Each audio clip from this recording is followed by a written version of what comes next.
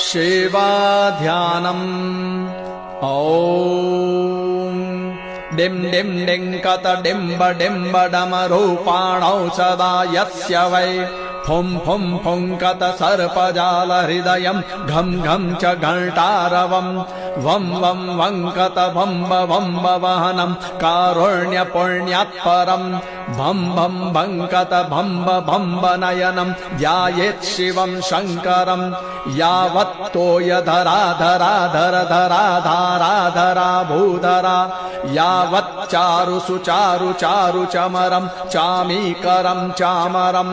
यावत् रावण राम राम रमणं रामायणे श्रूयताम् तावत् भोग विभोग भोगमतुलं योगायते नित्यशः यस्याग्रे द्राट द्राट द्रुट द्रुटममलं टन्ट टन्ट टन्टटं तैलं तैलं तु तैलं खुकु खुकु खुकुमं खङ्ख खङ्ख सखङ्खं डंस डंस डुडंस डुहि चकितं भूपकं भूयनालं ध्यायस्ते विप्रगाहे सवसति सवलः पातु वः चन्द्रचूडः गात्रं भस्मसितं सितं च हसितं हस्ते कपालं सितं खट्वाङ्ग च सितं सितश्च वृषभः कर्णे सिते कुण्डले गङ्गाफने सिता जटा पशुपतेश्च नद्रः सितो मूर्धनि